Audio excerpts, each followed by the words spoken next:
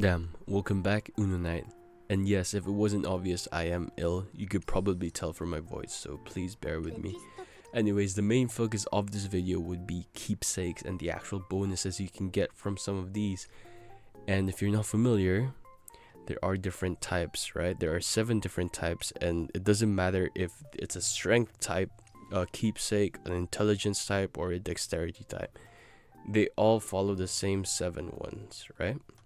So specifically, these are the defense, HP, speed, crit rate and crit damage, evasion, and attack. So all in all, we do have 7 different types. Now, just so you guys can see right away, the attack, by the way, it doesn't matter which ascension it is, it will give you the same amount of stats. So here we have an eternal attack set, and we have a base legendary attack set, still 15%, right? So they both give 15%, right? And then for the crit rate sets, it is 15% for a 4-piece. And then we have our defense, which is 18% defense, which is actually really good. Evasion for 15. And if I can find a crit damage, I know I have one on Velana, but anyways, so attack, yes, there we go. Defense 18%. Speed is 6%. HP is 21%. Now if I could show you crit damage very quickly by just whipping out my Velana. No. We see over here that it is a 30% crit damage at a 4-piece. Now, if you are not familiar, yes, it does not matter which rarity they're at, they do stack together. You could tell from how the crit rate icon is glowing on the eternal and the legendary plus, right? So the 2-piece bonus is activated, so that's always a good thing to note, which means that our Mephi over here, my Mephi will actually have a 10% increased crit rate compared to her normal actual crit rate. Now the reason why keepsake bonuses are actually so important, because if I whip out an origin +5 Mephi right over here and we apply her artifact, it is only at 26.8%. But then of course with my keepsakes, this shoots up all the way to 40.2%, which is actually, wow, that is crazy, right? So 2 out of 5 times for the most part she will be incurring crit damage, which is really good because of her she already has so much crit rate on top of her kit, right? So that's actually really bonkers. So now when it comes to the actual value of the colors of these keepsakes, what is worth mentioning is that we do not care about epic and epic plus because they do not give any bonuses. Now legendary, I still would stay away from it. Basically, I would not touch legendary unless it would be a good bonus that I'm sure to get. But then for the most part, I'd rather use at this stage of the game especially, I would rather use a legendary keepsake that would guarantee me like a 4-piece bonus compared to having an eternal keepsake that gives me no bonus like this one. And the main reason for that is that the actual stats on it are not that crazy. If I show you here very quickly, the only for this intelligence clock, the crit rate and crit damage literally would not rise even at max level. The only thing that would change is attack, and if you see that, it's only a 500 extra attack, which in the grand scheme of things is not a lot, especially for the stage my Mephi is at currently. Now I actually don't know why I completely forgot to mention this whilst I was initially recording this video, but you should probably not go more than 2 rarities below, or more than 1 rarity for that matter, just because of the fact that, especially for intelligence units, you want to focus on their music box and their clock items, which are these first 2 slots, if you're confused by that. Basically, because once you go 2 rarities below, you do get less CV. If you're not familiar with CV, it's basically like a Genshin term where 1% crit rate is 2 CV and crit damage is basically 1 CV. Alright. Now the thing is, you do get 6% crit rate and 10% crit damage here, and At legendary, you only get 2% crit rate and 6% crit damage, so you're already missing out on 8 on 12 critical value, which is a lot, especially when you have 2 of these, right? So you may want to look into that, if that makes sense, because that's a total of 24 critical value, which a 2-piece bonus of either crit rate or crit damage cannot do. Why? Because crit rate is 10%. A 2-piece crit rate is 10% crit rate, and a 2-piece crit damage is 20%. So you see where I'm getting at with this. That is only 20 CV. So just keep that in mind as well, right? Now when it comes to strength, things are a bit different, because their most valuable ones are their last 2 slots, because it gives them physical resistances, right? So generally your strength units will be your tanks or your melee DPS units, with the exception of Catherine, because she has strength, if you're not familiar with that, right? Lastly, we do have dexterity. If I could just find, there we go, Jacqueline. These guys tend to like favor crit rate more, and they're generally the same thing, right? Their clock and music box are more important when it comes to crit rate and crit damage, with the clock giving more raw attack and the music box giving less attack but more HP, if that makes sense, right? So guys, just look at these very quickly so that you know the actual value of rarities of keepsakes, right? Because sometimes it does trump the keepsake bonus set that you get, right? So literally from epic to epic plus, the gap is so big, if that makes sense. Then epic plus to legendary, basically for every change in color, the actual disparity between them starts dropping. Now when it comes to the question of epic plus, from legendary plus and eternal, their biggest disparity is actually at level 1. When they're at the same level, say at level 10, their disparity becomes a lot smaller, if that makes sense. Basically the percentage difference in terms of stat increase starts to actually like narrow, if that makes sense, right? But then it's still obviously a big thing, and especially if you have 4 pieces, then it will eventually start adding up, right? But then the main focus should be the actual bonus that we get from their secondary effect, right? So now let's talk about it. Which ones should you actually pick, right? So we'll start off with defense. These defense bonuses of 18% defense, we'll be talking about the 4-piece specifically, right? Especially if you're lucky enough, blessed enough to get it even. So for these defense bonuses, you want to use this for tanks, especially Sunni. Right, so I actually made a mistake here saying that Chloe and Claire should get defense instead, but then the thing is, Chloe's kit would actually benefit way more from HP than actual defense, because although defense will help mitigate more, her kit is actually more tailored towards max HP. If you can see over here, her artifact also scales off her max HP, so she will get more shield based off her max HP, as well as her healing from her passive, right? So keep that in mind, because she already has a good amount of double resistances in her kit. Now when it comes to Claire, she also has double resistances in her kit, and her active and her keep and her artifact do scale off the fact that they have more HP than normal. So it may be more worth to look into the actual HP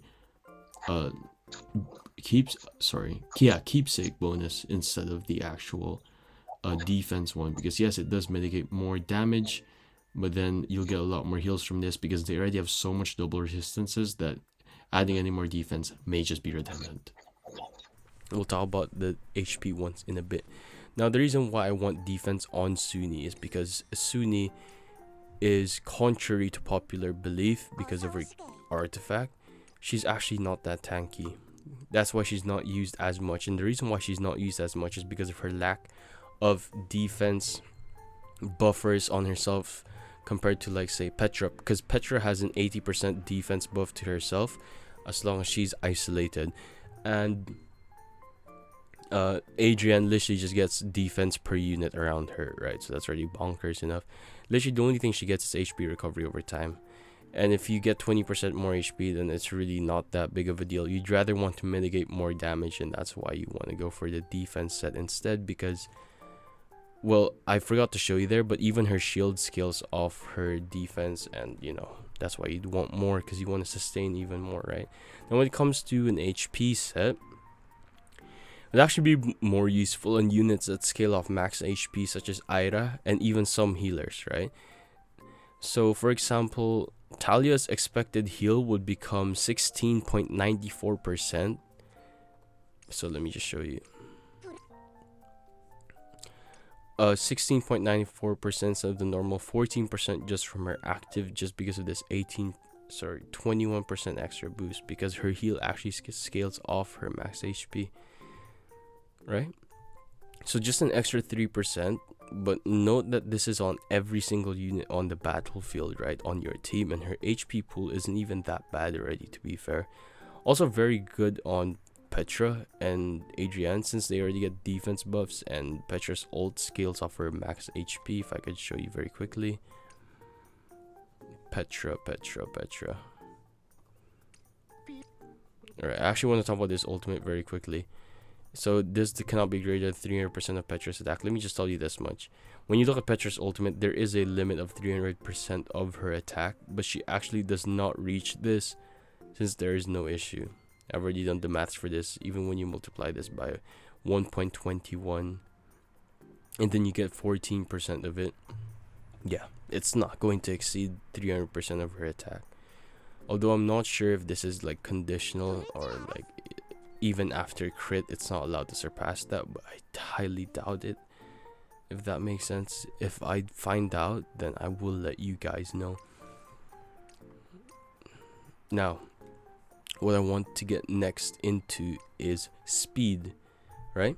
So I don't really see too many units benefiting from 6% extra speed, right? Even those with long turns such as Geo and Ayame, they can just benefit more from either having higher attack or using any other keepsake bonus for the most part. Even those that love having disables on their kit wouldn't really benefit much from this, as that would only make an attack last 3.77 seconds because of the 6% speed buff instead of the usual 4, which for the most part is completely irrelevant. That is what one may think at the start, but when you actually factor into a lot of things, this could mean that you could disable an enemy before they actually use a deadly sub skill, and you'll get the jump on them without needing a Vivienne or speed buffs in general, right? So this isn't really a game-breaking keepsake bonus. It's mainly just for getting you to get your disable very early. So again, the best way to actually emphasize why this like 6% speed increase, or like 4%, 6% does not really matter, and it's mainly just for getting priority in a single turn, is because of the fact that the 6% is almost completely negligible. Let me just show you very quickly. So in let's say 4 divided by 1.06, your turns will become 3.77 seconds, but honestly you're not going to use a 4-piece set. We're going to use a 2-piece set for the most part, right? And I'll explain why later on in the video. 4 divided by 1.04, your turns will become 3.846. Now let's actually round that up to 3.85. So in 90 seconds you could get 23.37 moves, but then you obviously round this down because you cannot have 0.37 moves. And then regularly you can get 22.5. So do you see where I'm getting at with this? You'll only actually benefit from one extra sub skill in that entire 90 seconds. So the point of this is really just for gaining priority and nothing else. Next, to keepsake bonuses, right? So we have crit rate and crit damage. So this is obviously very easy to talk about for the most part. This is your bread and butter for your DPS units. So this is literally the keepsake of choice for casters that for the most part don't have Geo and Mephistopheles on their team, right? I'm talking about crit rate. So the global average crit rate is actually 16.75%. All right, I took the average of every single unit's crit rate and I got 16.75%. So adding 15% to this would almost effectively double this, right? Meanwhile, the global average for crit damage is 71%. So with the fact that we know that 71% at origin plus 5, by the way, at level 240, if that makes sense. So a 30% bonus to this from a 4-piece would only lead to like less than 50%, or like less than 1.5 multiplier, compared to like doubling the chances of you proccing crit rate from my original calculations. Right, so meanwhile the global average for crit damage is 71%. So with a 4-piece, a 30% bonus to this is only less than 20% boost to damage for every crit when you actually translate this 30% into it.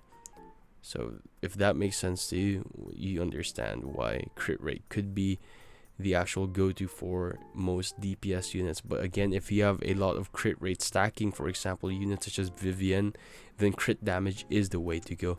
You would just have to understand what your unit is better at. If they have good crit rate, then go for crit damage. If they lack crit rate, then go for a crit rate set, right?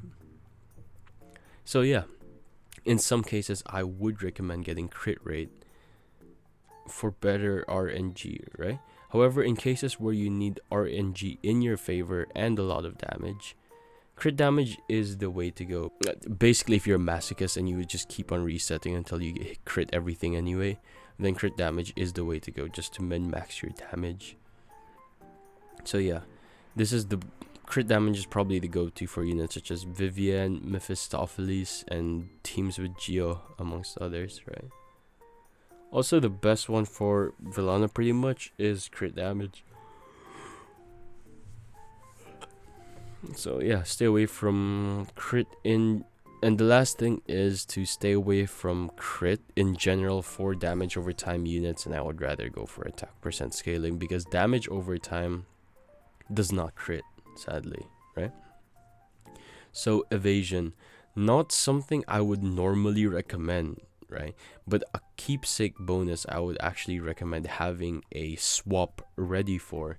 So I would not play this into units such as Honglan and Nicole, just because they have so much accuracy, and arguably even Geo, but then Geo's accuracy is 4. It's just that her autos are undodgeable. But anyways, so use this on Lindsay on the most part, only on cases where you're pretty much losing your sanity trying to RNG some stages, right?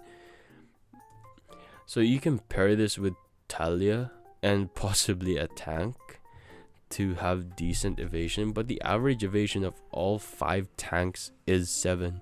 So adding 15 to this would only make this 22, which is only 5 more than Talia and Miriam, who have the highest evasion stats in the game. Yes, it does seem nice to have high evasion and lower accuracy on the opponent, but it is very risky and could be a strat that you could try. End of the day, this won't guarantee consistent dodges, as even Lindsay at 39 or 59 dodge cannot, evade very consistently. I mean, no, she does evade very consistently, but you get what I mean, right? She could still get hit. So lastly would actually be talking about attack. So contrary to what you would expect it to, you should not use this on DPS units in general, like the standard DPS units. Use this on healers that actually scale off attack. The reason why I advocate against going for attack percent buffs for your keepsakes is because of the concept of diminishing marginal utility, which basically just means that over time these extra attack percent buffs do start to scale down and you won't benefit from that much anymore. And we'll show you in a bit, because it's probably obvious that you get so many attack percent buffs in this game, it's not even funny. And it's very easy to get something such as, say, 85%, 75%. So let's say at 85% attack, and then we do have the keepsake bonus of 15%. This goes up to times 2, then 2 divided by 1.85. Realistically, you only get an 8% increase in terms of your attack. This is the same even just for a 75% increase. This is again only 8.5%. So, but exercise caution, as your healers may end up having too much attack if your DPS is not over leveled enough, and may be targeted by units that prioritize highest attack, such as Naya and Lindsay, and even some charmers such as what's her name, Ayame, right? So just keep that in mind. Now I would actually also use this for damage over time units, just because damage over time does scale strictly off attack percent. And the thing is, damage over time doesn't crit, so there's no point going for crit multipliers, and we'll just go for that instead, right? So yes, literally every damage over time unit. Alright, so the last two things we will actually be talking about are the actual rarity, the importance of the rarity, and well, just the mechanic of having the possibility of having two types of 2-piece bonuses. So what do I mean by this? Meaning, because here's the thing, having a 4-piece does not actually benefit you too much compared to having just 1 piece, because for the most part it's only 50% of the original 2-piece bonus, right? What do I mean? It goes from 10% to 15%. Then for crit rate, it goes from 10% to 15% as well. Even for evasion, 10 to 15. Crit damage as well, I believe it was 20 to 30. Then the attack is from 10 to 15. Speed 4 to 6, right? So basically a 50% bonus just for having a complete 4-piece set. So what does that mean? Unless you're actually trying to max out that one stat, it may actually be worth it to have 2 types of bonuses. Now what do I mean by this? The point of this, for example, the speed bonus is not actually that useful, especially at a 4-piece, but then it becomes infinitely more valuable as just a 2-piece set. The point being that a 2-piece speed set does give you a 4% bonus, meaning, just as I previously mentioned, this would pretty much give you priority over your turns, meaning that this could be the deciding factor whether or not you survive by being able to stun a unit before it actually gets its important sub-skill off, right? So this could literally be life and death just by having a good speed buff to either a unit that could kill the enemy or disable it, right? Or CC it, if that makes sense. Now apart from this does like give you better crit rate values if you're familiar with Genshin, just because of the fact that you'll be able to get 20% crit damage and a 10% crit rate, which is of course always a good thing to have, right? Then apart from that, there are also other units such as tanks where you don't know what to decide. Like, you don't know if you want defense or HP on it. Why not have defense and HP, right? And also for healers, some of them have attack scaling, some of them have HP scaling. Why not go for attack so that you can have more heals and more damage? It's not really going to be that much more damage, but it is extra at the end of the day, right? And more HP for sustain. So yes, you are able to spread your stats out more evenly, and this is also very useful for evasion, because you'll be able to get 10 evasion and then you'll be able to get 1 more stat of whatever you want. So this could even be a tip for tanks, if I'm not mistaken, right? So yes, that's pretty much it. Oh, and do remember, this might not matter as much for damage over time units, because damage over time doesn't crit, right? So just keep that in mind when you actually think about prioritizing the rarities for this, because sometimes you may want to go for the attack percent raw instead, especially when you have a unit that's heavily leveled and they'll have a higher base attack to scale off the attack percent of from the bonus, right? So there's a lot of factors you have to keep in mind, so just think about that. So if that video was useful to you, then please do consider subscribing and join the Discord, because we are very, very helpful there and we chat a lot about Eversoul, right? So remember to go to the gym, remember to do your skincare, brush your teeth, and all that jazz. It's been Uno Night, and I'll see you in the next one.